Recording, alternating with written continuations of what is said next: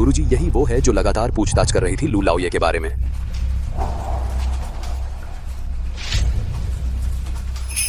कितने बेवकूफ हैं। पकड़ो उसे।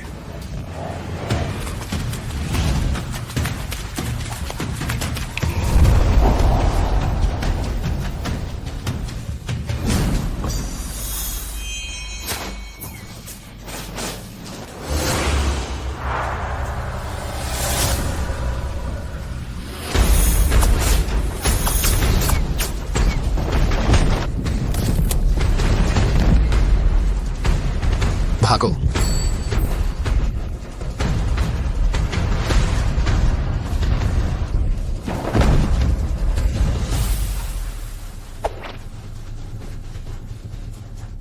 देखो इस दुष्ट औरत को। गुरुजी, आप ठीक तो हैं? उसके पास मेरे परिवार की ये माला कैसे आई? माँ देखो, ये मैंने खुद उगाया है। शुक्रिया टैंगयुआन। लू गुआंगबाई तुम्हारा कौन है? तुम हो कौन? मेरे दादाजी के बारे में क्यों पूछ रही हो? दादाजी? ये लड़का मेरा परपोता है। मुझे लू गुआंगबाई से मिलवाओ। तुम कौन हो? मैं तुम्हें क्यों ले जाऊं अपने दादाजी से मिलवाने? क्या? क्योंकि मैं तुम्हारी परदादी हूँ। छी, मुझसे फायदा उठाना चाहता है? अगर समझदार हो तो जल्दी से मुझे छोड़ दो। हमारे लू परिवार ने तुम जैसा मूर्ख कैसे पैदा किया? यह क्या जादू टोना है? जल्दी से मुझे खोल दो। चांदी की सुई इलाज के लिए है। तुम? मेरा नाम लू लिंगयुन है। मैं पिछले राजवंश की राजकुमारी थी और एक वैद्य भी हूँ। मेरे 2 बेटे हैं।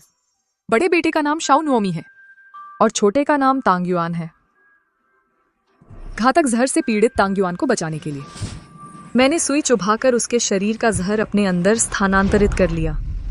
तांगयुआन, जब तक तेरी माँ है तू कभी नहीं मरेगा।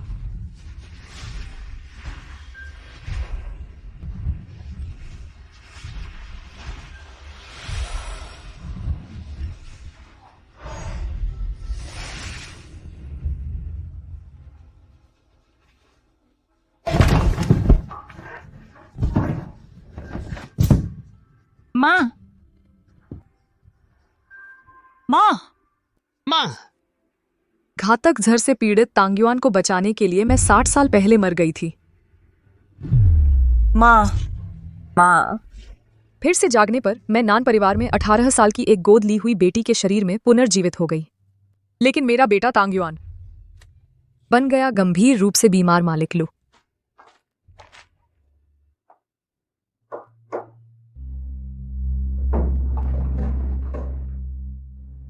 तुम कौन हो?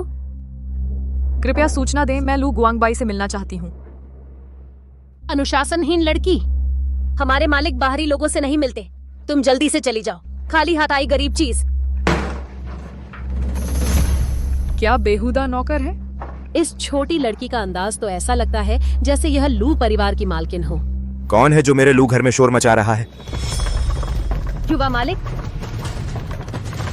मेरा दूसरा परपोता।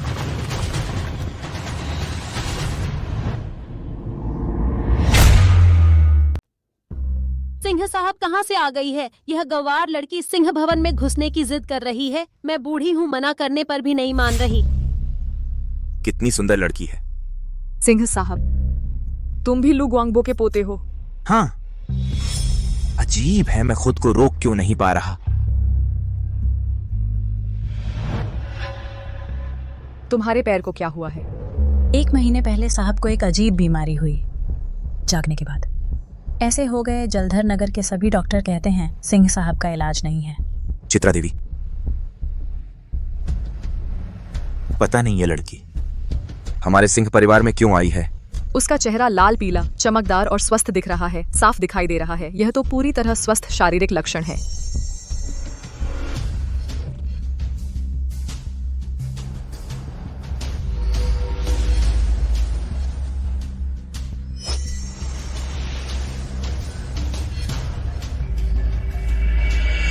हिलना मत। उसके हाव भाव मेरे दादाजी जैसे ही हैं।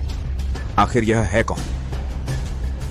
नब्ज तनी हुई है, फिर भी कमजोर या जहर का लक्षण है। लगता है आजकल का सिंह भवन साधारण नहीं है। मुझे सिंह भवन में ले चलो। सिंह परिवार जलधर नगर का सबसे अमीर परिवार है। हर कोई यहाँ आने लायक नहीं है। हट जाओ। सुन रही हो, तुम्हें जाने के लिए कह रही हूँ। मैं तुम्हें हटने के लिए कह रहा हूं। मैं? और क्या, जल्दी चलो। महोदया, अंदर आइए।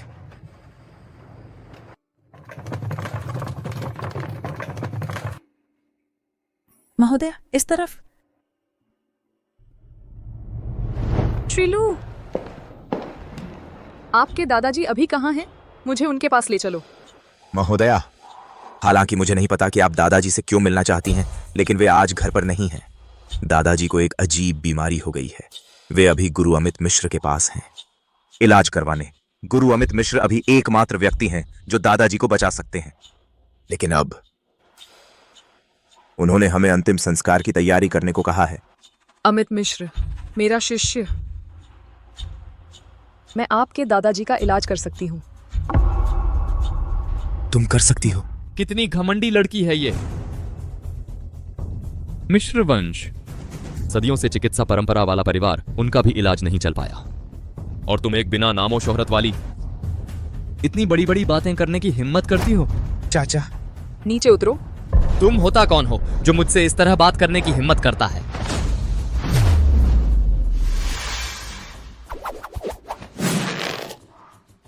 तुम एक बाहरी रिश्तेदार होकर खुद को लू परिवार का बताते हो।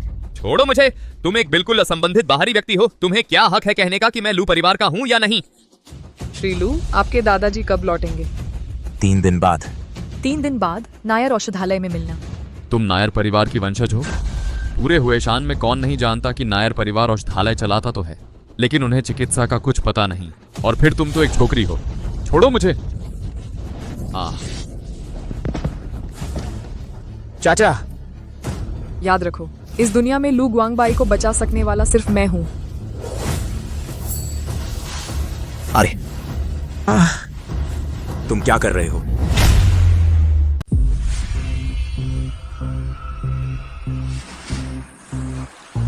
मेरा पैर। वांगचुआन, मेरा पैर। मेरा पैर। लू शाओये, आपको क्या हुआ? मुझे मत डराओ, जल्दी। डॉक्टर को बुलाओ। टैंग युआन, तुम चिंता मत करो, माँ तुम्हें जरूर बचाएगी। लू शाओये की नब्ज बहुत अस्त व्यस्त है। पता नहीं वो फिर से होश में आ पाएंगे या नहीं। अगर उसका सचमुच कुछ हो गया तो लू परिवार की ये सारी दौलत एक न एक दिन हमारी हो जाएगी। और उसके भाई लू चिये की बात करें। भैया, भैया, क्या हुआ? मेरे भैया की ये हालत कैसे हो गई? चिये, दोष दो तो नान परिवार की उस लड़की को। उसने बिना पूछे वांगचुआन के पैर का इलाज किया, जिससे वांगचुआन के पैर की ये हालत हो गई। श्रीमान वांग, तुम मुझसे झूठ तो नहीं बोल रहे? मैं वांगचुआन का असली चाचा हूँ। मैं उसका नुकसान कैसे कर सकता हूँ? हाँ, ये काम एक छोटी लड़की ने ही किया था। चाचा, नाराज मत होना। तुम्हारा दोष नहीं है। दोष दो तो उस नान परिवार की लड़की को। उसे दवाई का एक अक्षर भी नहीं आता। उसने वांगचुआन को बर्बाद कर दिया। लू सरदार, ये नान परिवार की लड़की अपनी औकात भूल गई। हमारे लू परिवार के लोगों को नुकसान पहुंचाने की हिम्मत। मैं देखना चाहता हूँ नान परिवार की कौन सी लड़की है जिसमें इतनी हिम्मत आ गई। चलो।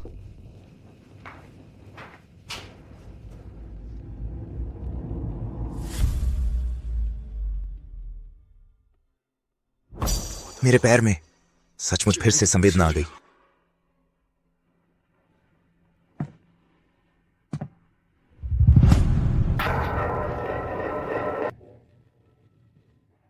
लू शाओये, आपके पैर ठीक हो गए। सोचा नहीं था कि वो कुछ सुइयां मेरी जान बचा लेंगी। बहुत अच्छा हुआ लू शाओये। वो छोटी लड़की सचमुच देवदूत है। इस दुनिया में लू गुआंगबाई को सिर्फ मैं ही बचा सकती हूँ। यानी कि दादाजी बच जाएंगे। जल्दी से दादाजी को वापस लाने के लिए कहो। मुझे नान्स मेडिकल हॉल जाना है। उस देव चिकित्सक को ढूंढने।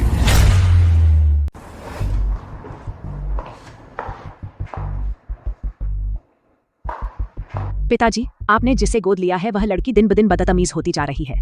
दिन भर कहीं दिखाई ही नहीं देती। मेरे ख्याल से उसे सबक सिखाने की जरूरत है। अपनी औकात में रहो। सच में यह मत समझ बैठना कि तू हमारे नान परिवार की बेटी है। पीछे के आंगन में जाकर दवा पीसो। ये सुई नहीं लगानी चाहिए। तुम्हारी प्रतिभा सीमित है, चिकित्सा का ज्ञान नहीं है। यहां आकर हाथ पैर नहीं मारो, अपना काम करो, जाओ। तू है कौन जो पिताजी के इलाज पर टिप्पणी करने की हिम्मत कर रही है? 3, 2, 1। अरे अरे, ये ऐसा कैसे हो गया? अरे अरे, मरीज के होंठ नीले पड़ गए हैं, रक्त संचार अवरुद्ध है, हृदय की नसें बंद हो गई हैं। क्या? यह मृत्यु का लक्षण है।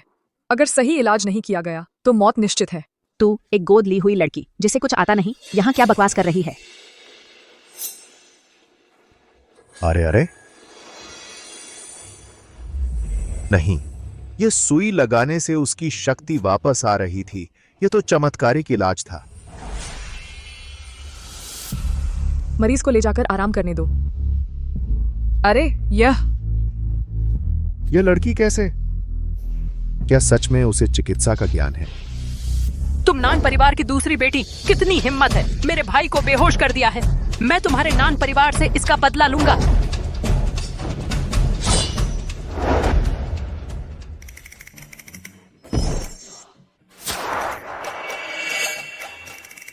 गिल्ड मास्टर, वह यहाँ कैसे है? पिताजी, वो लुचिए है, लू परिवार का दूसरा बेटा, नीलनाग गुट का मुखिया। जान लेने में एक पल की भी देरी नहीं करता, एक जीवित यमराज। ये सब इस डायन की वजह से हुआ। उसे चिकित्सा का कुछ पता नहीं था, फिर भी लू परिवार में जाकर इलाज करने और मुसीबत खड़ी करने चली गई। कोई बात नहीं, ये सब इस नालायक बेटी की वजह से हुआ है। इसका हमारे नान परिवार से कोई लेना देना नहीं है। हाँ। मुखिया, पिछली बार भी यही चुड़ैल थी। वह डर किस बात का है? पिछली बार तो बस उसकी किस्मत अच्छी थी, इस बार उसकी इतनी किस्मत नहीं चलने वाली। आज तुझे सबक सिखाता हूं। अरे ये डायन, तू ही है ना जिसने मेरे भाई का इलाज करके उसे बेहोश कर दिया? मेरी दवाई उठा कर दो।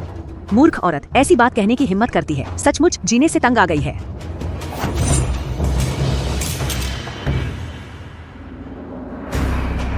अरे तू पीछे हट। मैंने सुना है तू मेरे भाई का इलाज करने हमारे घर आई थी, लेकिन मेरा भाई बेहोश पड़ा है। क्या तुझे मुझे इसका जवाब नहीं देना चाहिए? मेरा ये परपोता बिल्कुल बेवकूफ तो नहीं है। ये लड़की अगर हाथ ना उठाए तो मुस्कुराते हुए काफी सुंदर लगती है। घुटने टेको। तू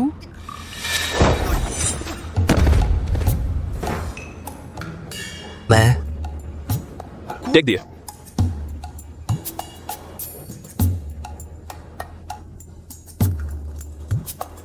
दस्ताने उतार दो। तू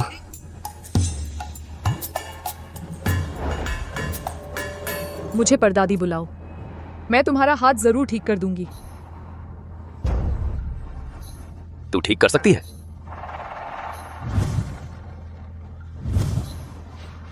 छोड़ो भी। मैं कुछ और साल जीना चाहता हूं। सच में जरूरत नहीं है। नहीं। लू परिवार के बड़े बेटे का आगमन।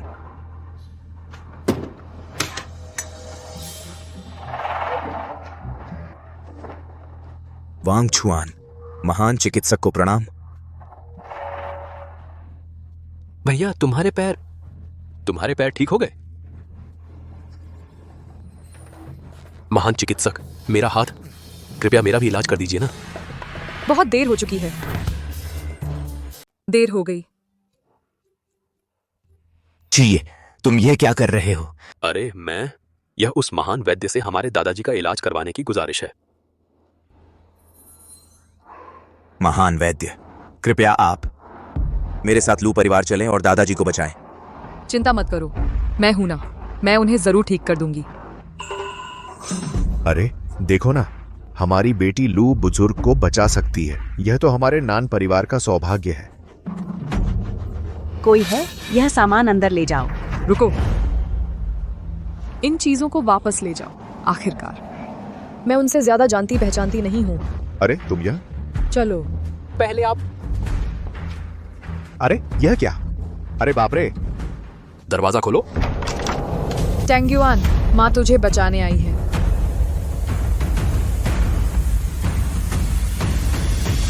माँ, आपको हमारे परिवार का न्याय जरूर करना होगा। चाची दादी, अब दादाजी को वापस लू परिवार लाया गया है। हम चाहते हैं कि महान वैद्य उनका इलाज करें। क्या वह सचमुच महान वैद्य है? क्या महान वैद्य से इलाज करवाना है या फिर उसे आखिरी बार देखने देना है उस जंगली औरत से पैदा हुए वंशज को? चाची दादी, कृपया अपनी जबान संभाल कर बोले। क्या मैंने कुछ गलत कहा? जलधर नगर के नामी डॉक्टरों के पास भी कोई इलाज नहीं है। तुम एक छोटी सी लड़की हो, तुम कैसे ठीक करोगी? अगर मेरी बहन को पता चला तो वह ताबूत से कूदकर बाहर आ जाएगी। क्या मैं लू गुआंगबाई की वंशज हूँ या नहीं, यह जानने के लिए उनके होश में आने पर उनसे पूछ लेना। वाह, कितना बड़ा दावा है। एक मरते हुए इंसान को क्या तुम सचमुच सोचती हो कि तुम उसे जिंदा कर सकती हो? बिल्कुल। अगर तुम उन्हें नहीं बचा पाई तो क्या तुम मरोगी?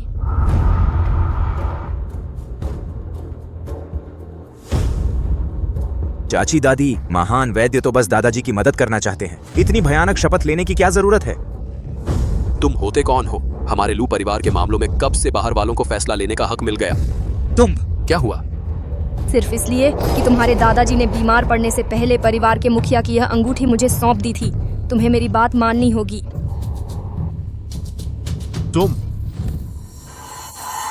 तुम्हारे कहने के मुताबिक अगर मैं उन्हें नहीं बचा पाई तो मैं मर जाऊंगी, लेकिन अगर मैंने उन्हें बचा लिया तो तुम मरोगी।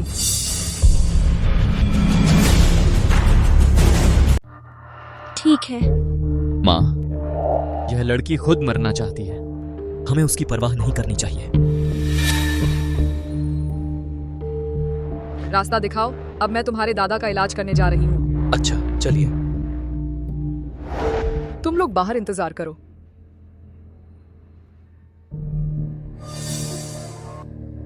तांग्युआन, जब मैं तुम्हें फिर से देखूंगी, तुम्हारे बाल पूरी तरह सफेद हो गए थे।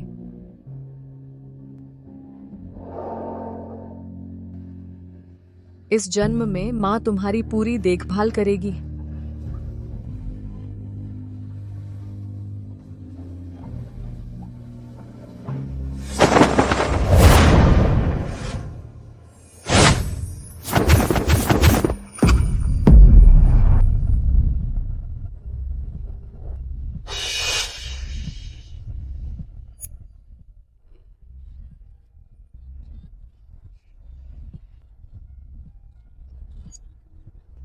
तांग्युआन, उठो। माँ तुम्हें बचाने आई है।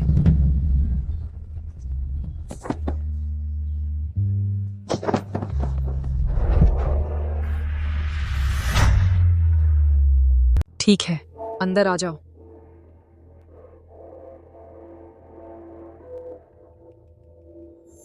तुमने कहा था कि मेरे मामा मरने के बाद भी जी उठेंगे। अब तक क्यों नहीं उठे?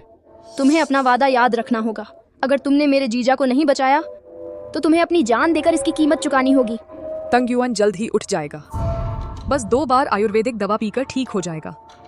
तुम किसी को भेजो।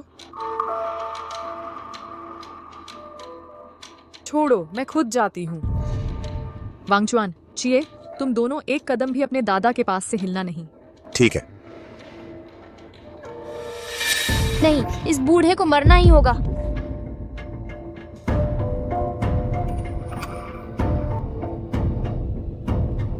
कोई है? इसे पकड़ लो।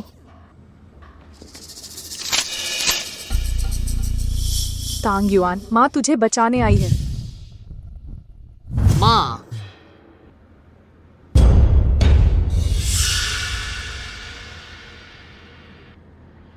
माँ, दादा, दादा आप उठ गए। मामा,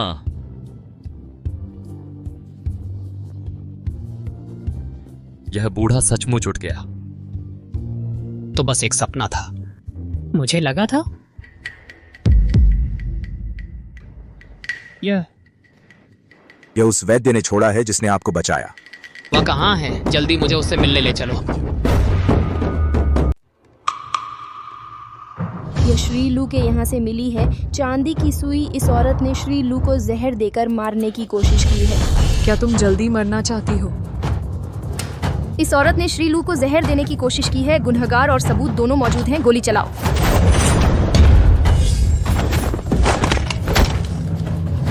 क्या देख रहे हो? जल्दी से इसे मार डालो। रुको।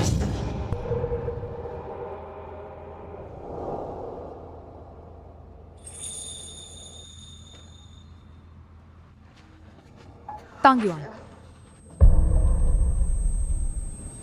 माँ, ये तुम्हारी पसंदीदा कुमुदिनी है। माँ अब हमेशा तुम्हारे साथ रहेगी। तांगयुआन बड़ा हो जाना ठीक है।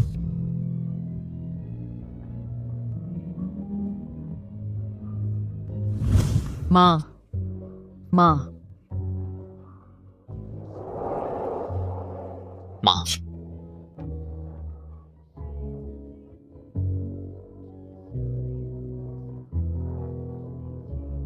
क्या सच में माँ हो? तांगयुआन मुझे माफ कर देना। माँ, माँ, माँ। बेटा तुम्हें प्रणाम करता है।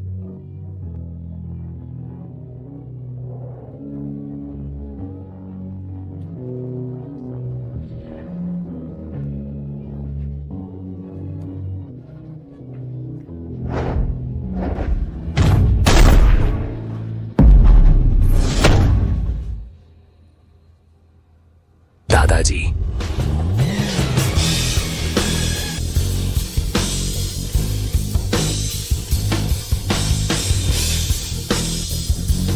यह किसने किया?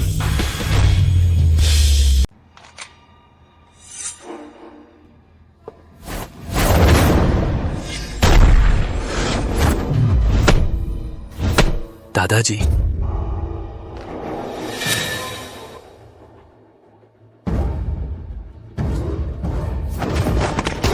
कुत्ते! मालिक की हत्या करने की हिम्मत?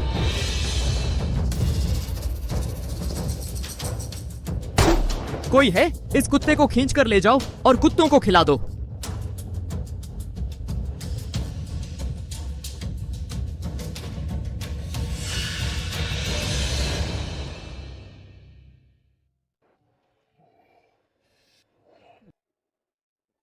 अच्छा हुआ माँ यहाँ थी, कुछ ज्यादा नहीं हुआ है।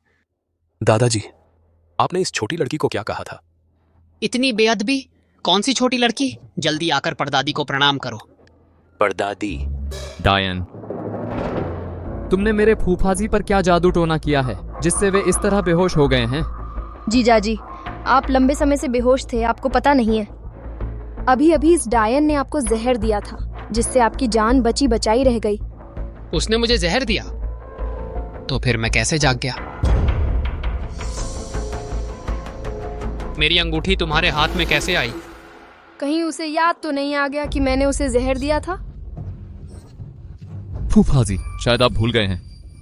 आप उस समय बहुत बीमार थे तो आपने खास तौर पर मेरी मां को लू परिवार का प्रबंधन सौंपा था।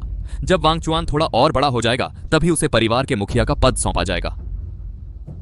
लगता है उसे अभी तक पता नहीं है कि मैंने ही उसे जहर दिया था। अब चूंकि मैं जाग चुका हूं तो लू परिवार के मुखिया की प्रतीक यह अंगूठी क्या अब वापस मिल जानी चाहिए? यह मुखिया का पद तो अभी भी मेरी मां के पास ही रहने देना ज्यादा उचित रहेगा। आखिरकार आप अभी अभी जागे हैं और इस डायन के बहकावे में आ गए हैं। धृष्टता! अगर तुमने मेरी मां का फिर से अपमान किया तो तुरंत लू परिवार से निकल जाओ। कृपया लू परिवार के मुखिया की अंगूठी उसके असली मालिक को लौटा दो। जीजाजी, अगर तुम इस जादूगरनी के बहकावे में आ ही गए हो और लू परिवार को बर्बाद करना चाहते हो तो मेरे पास कहने को कुछ नहीं है। तुम्हें चिंता करने की जरूरत नहीं है।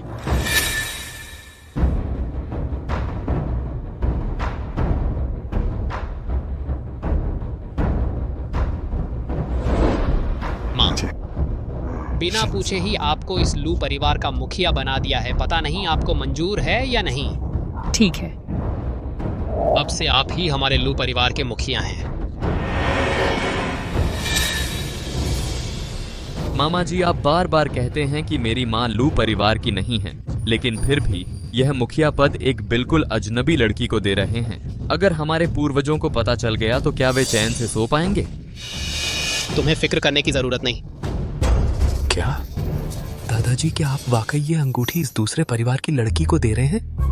बेअदब, अभी तो मैंने कह दिया था ना कौन सी दूसरे परिवार की लड़की, यह तुम्हारी परदादी हैं।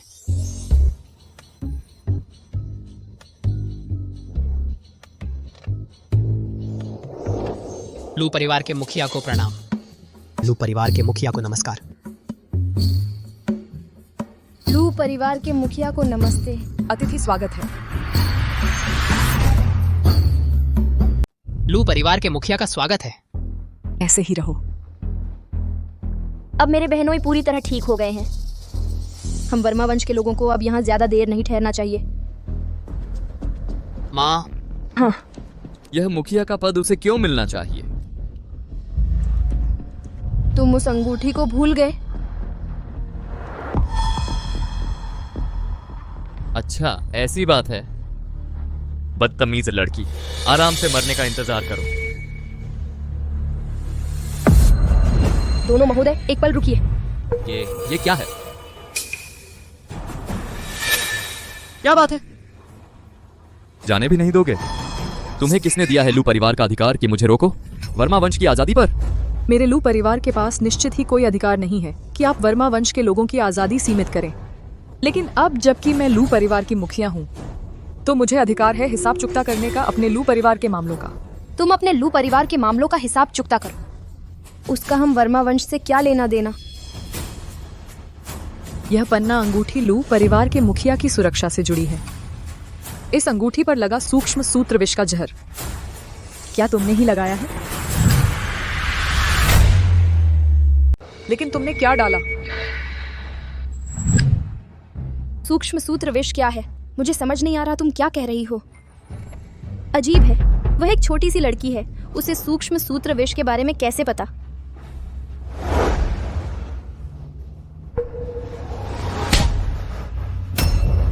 गुरुजी, आपने मुझे क्यों मारा? मैंने तो बस एक सूक्ष्म सूत्र विष का इस्तेमाल किया था और यह खरगोश मर गया।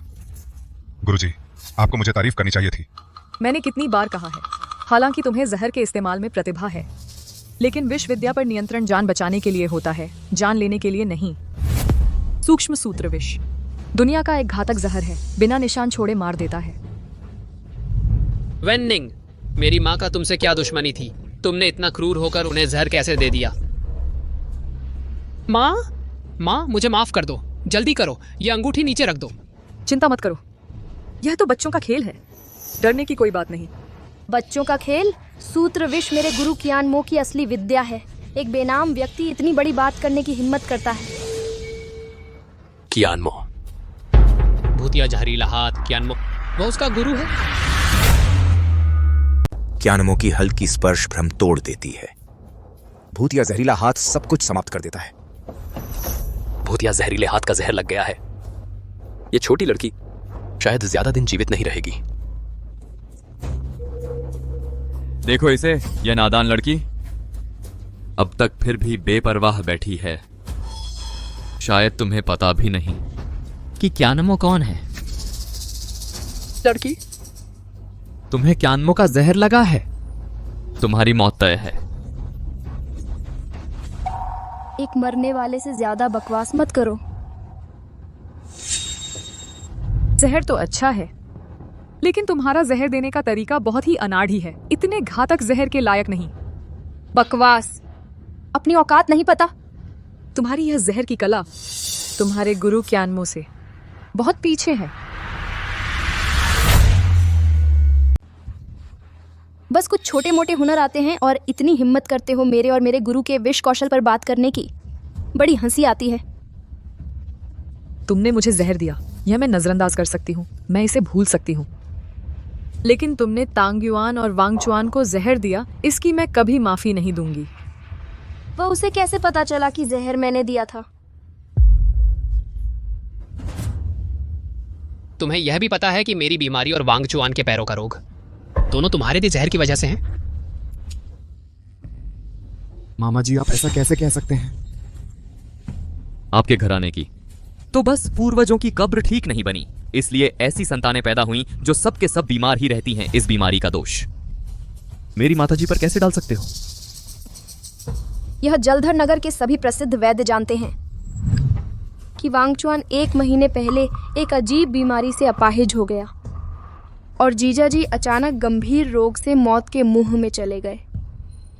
जीजा जी अब इतनी आसानी से विश्वास कर इस डायन की एकतरफा बातों पर सचमुच बहुत भोले हो गए हैं। डायन, यह मत सोचो कि तुम लू परिवार की मुखिया हो तो बिना किसी आधार के सब कुछ मेरी माताजी पर थोप सकती हो। क्या जहर तुमने ही दिया था? यह बहुत आसान है। यह सब मैंने वेनलिंग के पास से पाया है। ये सारे जहर सब कई दशक पुराने हैं। वह तो बस एक 18 साल की लड़की है।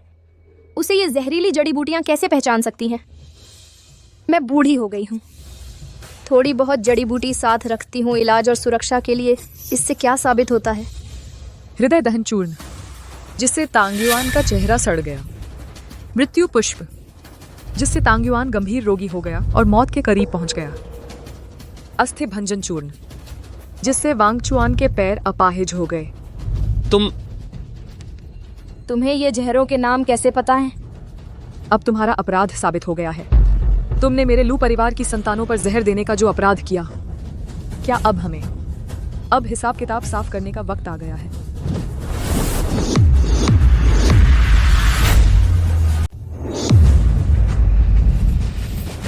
भूतिया जहरीले हाथ का पहला मंत्र तेज। माँ सावधान। भूतिया जहरीले हाथ का दूसरा मंत्र छिपाओ।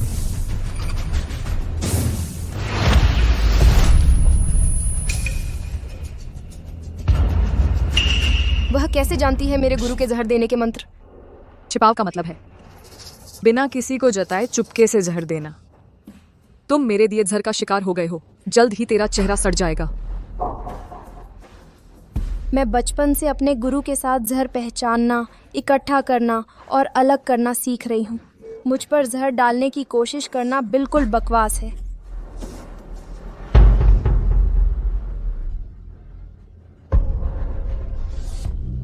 माँ तुम तेरा चेहरा। माँ, यह कैसे हो सकता है? यह जहर वही है जो तुमने पहले दिया था, हृदय दहन चूर्ण। और अब बचा है वह जहर जिसने तांग्युआन को अजीब बीमारी में डाल दिया, मृत्यु पुष्प। और वह जिसने वांगचुआन की दोनों टांगें तोड़ दी, अस्थि भंजन चूर्ण।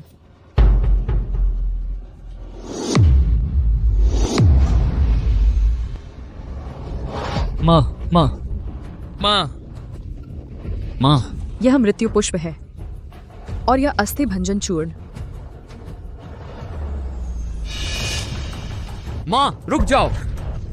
क्या तुम्हें पता है हमारे वर्मा वंश के पीछे किसका सहारा है?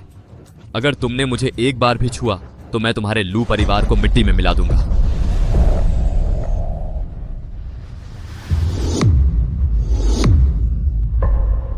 मेरी टांगें हिल क्यों नहीं रही? बेटा, तुमने इस जहर से वांगचुआन को अपंग बना दिया। आज मैं इसी जहर से तुम्हारे बेटे को अपंग बना रही हूँ। बिल्कुल न्याय संगत। तू यह जहरीली औरत। मैं वेननिंग यहाँ शपथ लेती हूँ, मैं प्रेत बनकर भी तुम्हारे पूरे लू परिवार को मेरे साथ कब्र में ले जाऊंगी। यह राजकुमारी दीदी का विशेष आदेश पत्र है। तुम्हारा लू परिवार हमारे साथ जो कुछ किया, राजकुमारी दीदी वह हमारी मदद जरूर करेगी, हर एक का हिसाब करेगी। वह तो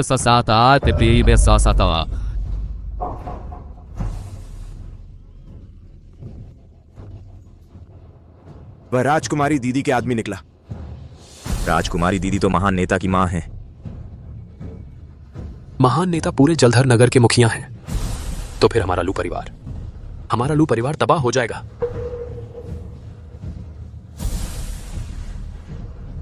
महान नेता राजकुमारी दीदी, महान सेनापति की मां राजकुमारी।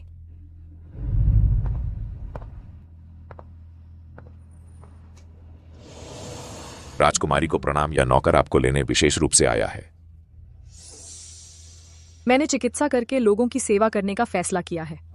अब से इस दुनिया में कोई राजकुमारी नहीं रहेगी, केवल वैद्य लू ही रहेंगी। जी राजकुमारी।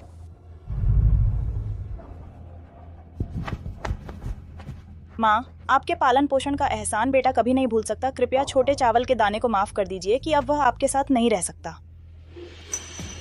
तुम बचपन से ही अपने पिता के साथ रहे हो, फुर्तीले हो और दुनिया की चिंता करते हो। अगर तुम्हारी इस जीवन की खोज मेरे साथ जंगलों में छिपकर रहना नहीं है, बल्कि लोगों द्वारा पूजे जाने वाले महान सेनापति बनना है, तो माँ भी तुम्हारा समर्थन करेगी। बस महान सेनापति बनने का रास्ता निश्चित रूप से बेहद कठिन होगा और खतरों से भरा होगा। माँ, चिंता मत कीजिए। छोटा चावल का दाना निश्चित रूप से बनेगा एक योग्य महान सेनापति। पहाड़ ऊंचे और रास्ते लंबे हैं। अब विदा लेता हूँ।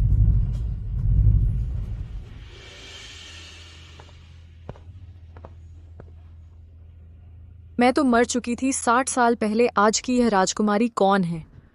वह मेरी पहचान क्यों चुरा रही है? और मेरा छोटा चावल का दाना उसे माँ क्यों मान रहा है? हालांकि हमारा लू परिवार बहुत अमीर है, लेकिन राजकुमारी से हमारी पंगा नहीं है।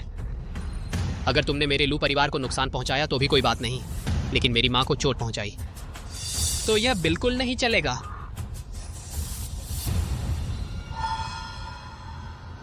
तुम मेरी पत्नी की छोटी बहन हो, हम सब एक ही परिवार के हैं। बस तुम मेरी माँ को छोड़ दो। पहले जो तुमने मेरे लू परिवार को जहर दिया था वह सब माफ कर दूंगा। कैसा रहेगा?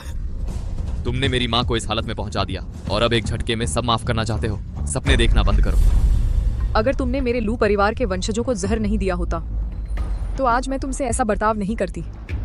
मैंने तो बस उसी की औकात में उसे जवाब दिया है। मेरा सहारा तो राजकुमारी है।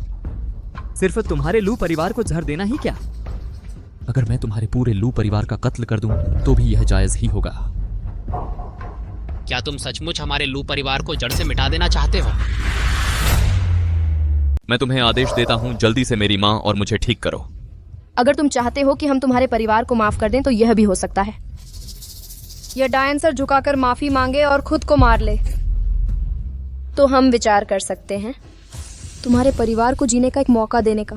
हिम्मत कैसे हुई? मेरी माँ का अपमान नहीं कर सकते।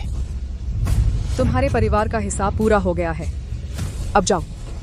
मेरे पास राजकुमारी का टोकन है। राजकुमारी का टोकन राजकुमारी ने खुद यह टोकन दिया है। जाओ। तुम लोग क्यों हिचकिचा रहे हो? क्या तुमने मेरी माँ की बात नहीं सुनी? जाओ। तुम्हारे परिवार को इसकी कीमत चुकानी पड़ेगी। तुम्हारे परिवार को कीमत चुकानी पड़ेगी।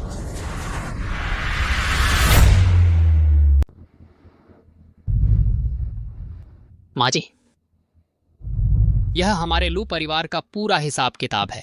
इसमें शामिल हैं सैकड़ों दुकानें और सैकड़ों किलो सोना। आज से यह सब आपके हाथ में है। दादाजी, यह तो हमारे लू परिवार की सारी जमा पूंजी है। सब उसके हवाले कर देंगे। पागल हो गए हैं। अरे नादान, आगे से मेरे आदेश बस मानते जाना, बाकी समय चुप रहो।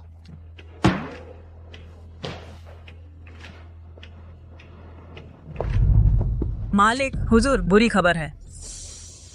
क्या बात है? इतनी घबराई हुई? वेन ने जहर का असर सहन न कर पाकर बेहद पीड़ा में जबान काटकर खुदकुशी कर ली। विनोद चौधरी ने राजकुमारी के सामने अपनी मां की मौत का दोष हमारे लू परिवार पर मढ़ दिया है। यह राजकुमारी का निमंत्रण है। उन्होंने कहा 3 दिन बाद मालिक को मनोरंजन सदन में दावत पर आना है। मालिक, यह यात्रा तो मुसीबतों का दावत लगती है। क्या हो गया? महारानी जी, सूचना है। मनोरंजन सदन का निमंत्रण लू परिवार के पास पहुंच गया है। मनोरंजन सदन का मामला ठीक से व्यवस्थित किया गया है।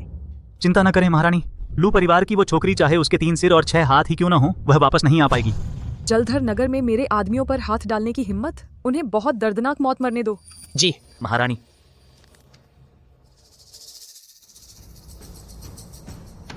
माँ, वह महारानी बहुत शक्तिशाली है और सेनापति उसका बेटा है। हमारा लू परिवार किसी भी हाल में उनका मुकाबला नहीं कर सकता। क्या हो अगर हम यहां से चले जाएं, जलधर नगर छोड़ दें?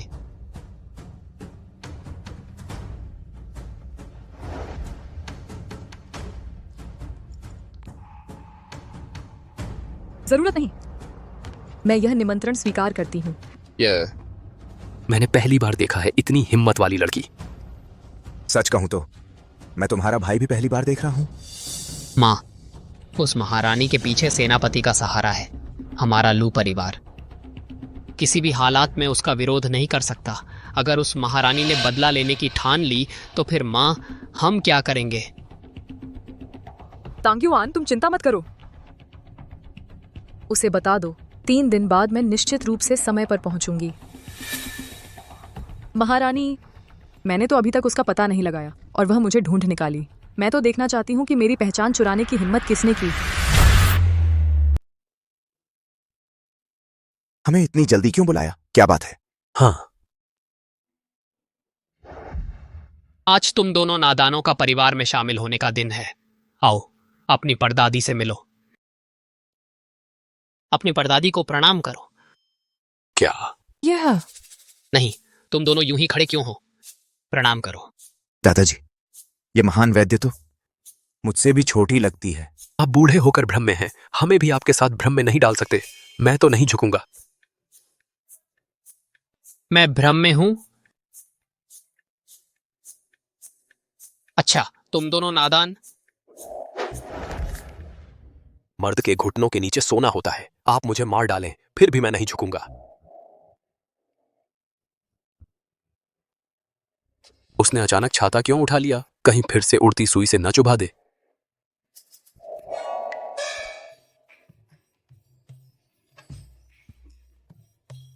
कहा था ना, जान दे देंगे पर नहीं झुकेंगे।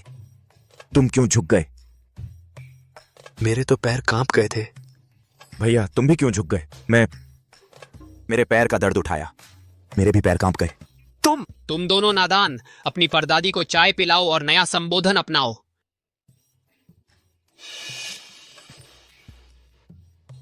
पर अरे, तुम दोनों बोलो क्यों नहीं? अरे दादाजी, मैं सच में नहीं कह पा रहा। परदादी, चाय पीजिए।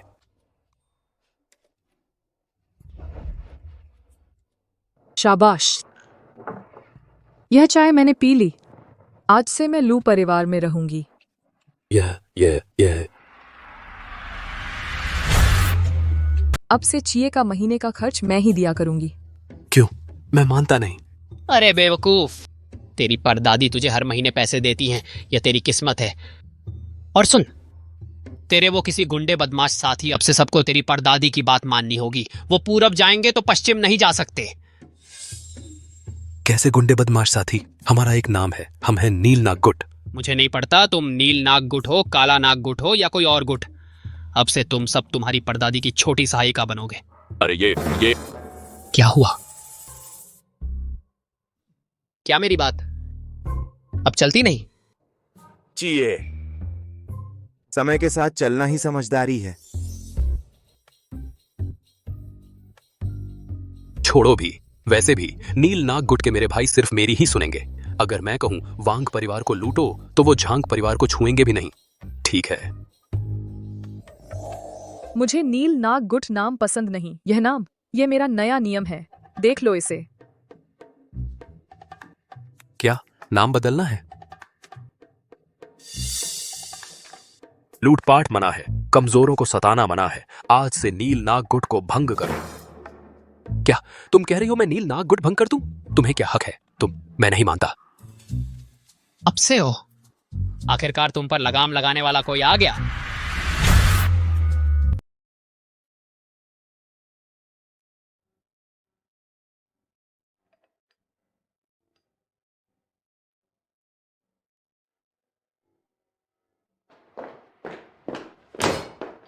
तुम्हें क्या हक है मेरा नील नाग गुट भंग करने का? मैंने तुम्हारा नाम सैन्य अधिकारी चयन के लिए लिखवा दिया है, लेकिन सेना डाकुओं को नहीं लेती। इसलिए तुम्हें गुट भंग कर सेना में भर्ती होना ही होगा। मुझे क्यों जाना चाहिए उस सैन्य अधिकारी चयन प्रतियोगिता में? मैंने नगर रक्षा दल से पूछा है। हाल ही में जलधर नगर में घुमंतु डाकू परेशानी कर रहे हैं। उन्हें ऐसे युवाओं की जरूरत है जो महत्वाकांक्षी हों और लड़ाई झगड़े में माहिर हों। गुट भंग कर सेना में जाना इसलिए है ताकि तुम सही रास्ते पर चल सको। मुझे किसी सही रास्ते पर नहीं चलना। मैं तो नीलनाग गुट का मुखिया बनूंगा। केवल सैन्य अधिकारी चयन पास करके ही तुम एक कमांडर बन सकते हो। लूचिए, तेरा दायाम हाथ तो बेकार हो चुका है, फिर भी तू बनना चाहता है बुराई का अंत करने वाला महान सेनापति। कितनी हास्यास्पद बात है। तेरे लिए तो सब्जी उगाना ही ठीक रहेगा। हे निकम्मे, हाँ बिल्कुल। तू सच में निकम्मा है। तू सच में बेकार है। तू कुछ काम का नहीं, निकम्मा। निकम्मा, मुझे मत डांटो, मत डांटो। जा खेती कर। निकम्मा, तू सच में किसी काम का नहीं।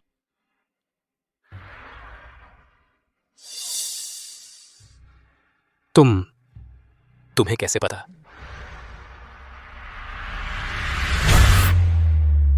पिछली बार जब मैंने तुम्हारा हाथ ठीक किया था तो मैंने देखा कि तुम्हारे दाहिने हाथ पर काफी मोटी मोटी गांठें थीं। वो गांठें बंदूक पकड़ने से बनी होंगी। तुम एक सेनापति बनने के लिए पीछे बहुत मेहनत की होगी। मगर मैं तो एक बेकार आदमी हूं जो दाहिने हाथ से बंदूक भी ठीक से नहीं पकड़ सकता। मैं क्या सेनापति बनूंगा?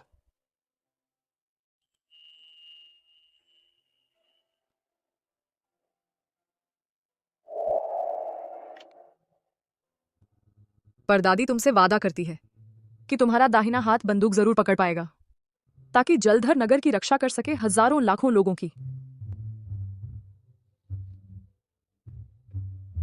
ठीक है, मैं मानता हूं,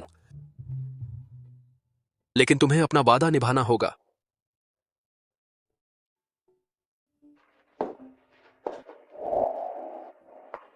परदादी, मैं कभी वादा नहीं तोड़ूंगी।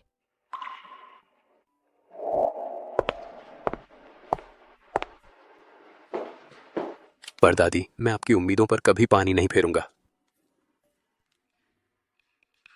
रुको, मैंने अभी उन्हें क्या कहा?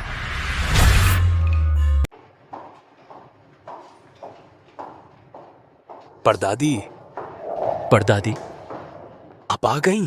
क्या बात है? कल राजकुमारी से मनोरंजन सदन में मिलना है। मैंने सैकड़ों सैनिक तैनात किए हैं, सैकड़ों बंदूकें, और उसके अलावा 10 से ज्यादा बॉडीगार्ड भी हैं। तब आपकी सुरक्षा पूरी तरह हो जाएगी। जरूरत नहीं। अहम, बंदूकों की जरूरत नहीं या लोगों की? किसी की भी नहीं। किसी की भी नहीं? परदादी, क्या आप उस राजकुमारी से डरती नहीं है? मेरी चिंता मत करो। डरना तो उसे चाहिए। अच्छा हाँ, मैंने अभी बहुत से लोगों को मनोरंजन सदन की तरफ जाते देखा। आगे क्या हो रहा है? सुना है आज शायद महान नेता के पोते का उत्तराधिकार समारोह है। महान नेता का पोता? तो क्या वह मेरा परपोता है? परदादी माँ, आप फिर कहाँ जा रही हैं? मैंने दादाजी से वादा किया था कि आपकी सुरक्षा का पूरा ध्यान रखूंगा। तांग युआन की इच्छा एक आराम से रहने वाला व्यापारी बनने की है। मैं उसे यह नहीं बता सकती कि मैं दीजी हूं।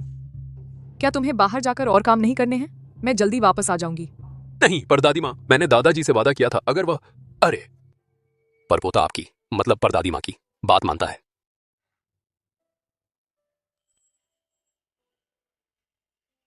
अच्छा बच्चा।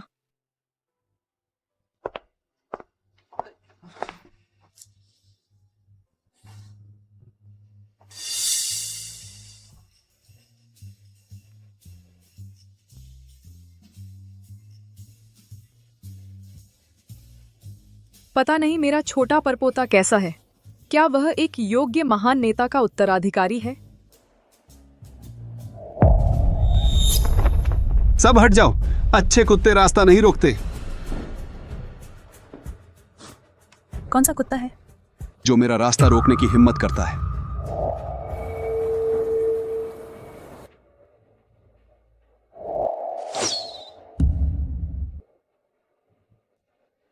कौन?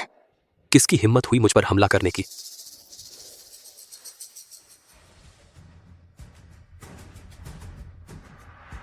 वह है। आखिर है कौन? सामने आ जाओ। ठीक। रास्ते से हटो।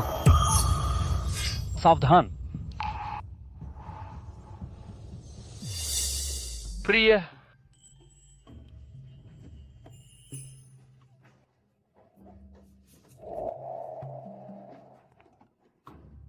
प्रिय, प्रिय, आकाश और धरती गवाह हैं, पहाड़ और नदियां साक्षी हैं। मैं अपनी प्रियतमा का हाथ थामकर जीवन भर साथ निभाना चाहता हूं। कभी अलग नहीं होंगे, सारा जीवन साथ बिताएंगे।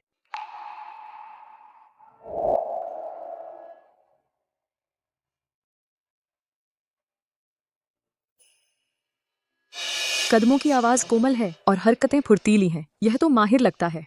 प्रिय, सोचा नहीं था कि मुझे एक ऐसा लड़का मिलेगा जो तुम्हारे जैसा ही है। तुम ठीक तो हो? उसे हमारे लू परिवार की पैतृक अंगूठी कैसे मिली? तुम्हारे हाथ की यह अंगूठी कहाँ से आई?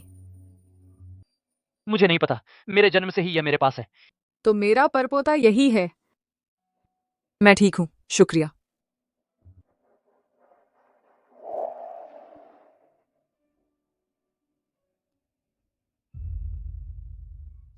सुना है महासरदार के उत्तराधिकारी ने परीक्षा पास कर ली है और आज ही वह महासरदार की गद्दी संभालेंगे। महासरदार को अपनी आंखों से गद्दी पर बैठते देखना वाकई मेरे जीवन का सबसे बड़ा सौभाग्य होगा। महासरदार का उत्तराधिकारी, अगर यह परपोता इसे संभालता है तो यह जलधर नगर के लिए भी सौभाग्य की बात होगी। अब मैं भी चैन की सांस ले सकती हूँ। शुभ मुहूर्त आ गया है, समारोह शुरू होता है। कृपया महासरदार को आमंत्रित करें।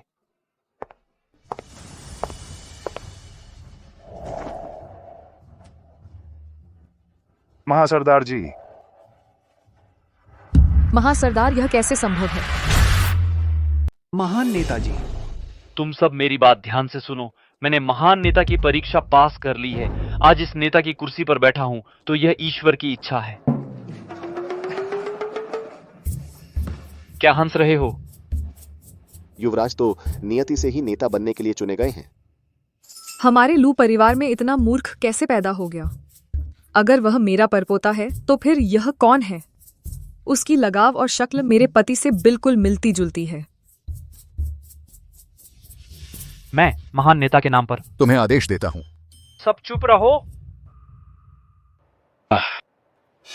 तू इधर आओ।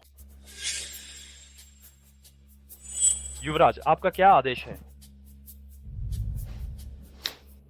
आर्यन सिंह, तेरे जैसे कौशल के साथ इतने साल हमारे घर में नौकर बनकर रहना, क्या तू संतुष्ट है?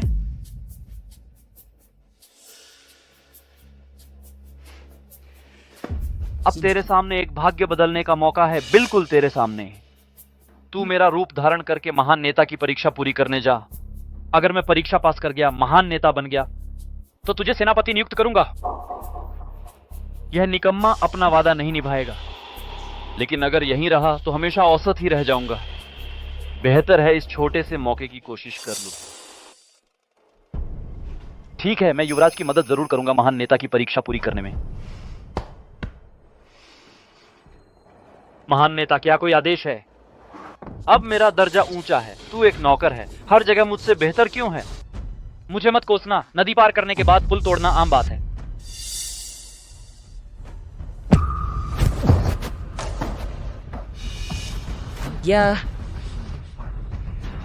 आर्यन सिंह, तुम्हारी हिम्मत, तुमने मुझे जहर देने की हिम्मत की।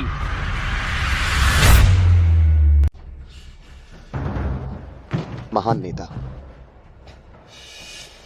अरे आर्यन सिंह, मुझे पता है तुम हमेशा से युवराज से जलते रहे हो। उसने महान नेता की परीक्षा पास कर ली है और तुम सिर्फ एक नौकर हो, लेकिन तुम्हें युवराज को जहर भी नहीं देना चाहिए था। मैंने जहर नहीं दिया। अच्छा, तो ऐसी बात है, इसीलिए महान नेता को जहर देना चाहता था। सीधी सी बात है, जलन की वजह से। तुम झूठ बोलने की हिम्मत करते हो? कल तुम नेता के महल में थे, मेरी यानी युवराज की सेवा कर रहे थे। जरूर उसी मौके पर मेरे खाने में जहर मिला दिया।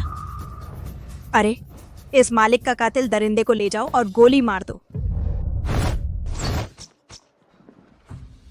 उसे भी सुई उड़ाने की कला आती है? बेशर्म कुत्ते, तुम्हारी मेरे सामने हिम्मत कैसे हुई? मैंने जहर नहीं दिया। अगर सच में मैंने जहर दिया होता तो मैं कभी विरोध नहीं करता। तुमने जहर नहीं दिया तो फिर मेरी यह हालत खुद ही हो गई है क्या? अब गवाह और सबूत दोनों मौजूद हैं, तुम्हारे पास बचाव में और क्या है? ये सब लोग साफ साफ देख रहे थे। कल रात तुमने ही मुझे जहर दिया था। उसके चेहरे पर चमक है। लगता नहीं कल रात जहर खाया हो, बल्कि अभी अभी जहर खाया है। तुम्हारे चेहरे पर चमक है, साफ दिख रहा है अभी जहर खाया है। तो तुमने मुझे फंसाने के लिए जानबूझकर खुद जहर खाया है। यह शैतान लड़का, इसमें न सिर्फ मेरे पति जैसी कुशलता है, बल्कि मेरी चिकित्सा कला भी आती है। तुम झूठ बोल रहे हो। श्रीमान, क्या सच में मुझे खत्म करना चाहते हो? जल्दी से उसे मार डालो। उसे मारो। मैं देखता हूं कौन हिम्मत करता है। मुझे पता था कि यह दिन आएगा, इसीलिए पहले से एक बड़ा तोहफा तैयार किया था। अब तो एक आसमान बदलने का मौका है, तुम्हारी आंखों के सामने ही। तुम मेरा रूप धारण करो, बड़े नेता की परीक्षा पूरी करने जाओ। अगर मैं परीक्षा पास कर लिया, बड़ा नेता बन गया, तो तुम्हें सेनापति बना दूंगा। पता चला उसने तो बिल्कुल भी नहीं बड़े नेता की परीक्षा पास की। जिसने सच में बड़े नेता की परीक्षा पास की, वो तो एक मजदूर निकला। तुम क्या करने जा रहे हो? मैंने तुम्हारी बड़े नेता की परीक्षा पूरी करने में मदद की, और तुम मुझे खत्म करना चाहते हो? राहुल कुमार एक नकली उत्तराधिकारी है। हाँ, वह बड़े नेता से बिल्कुल भी नहीं मिलता। हाँ, नकली है, नकली। राजकुमारी आ गई है। किसने कहा मेरा परपोता नकली है? आखिरकार मिलने जा रहे हैं उस व्यक्ति से जिसने मेरी पहचान चुराई है। राहुल कुमार सरदार का पोता है। मैं राजकुमारी का परपोता हूं। इस पर किसी को शक है?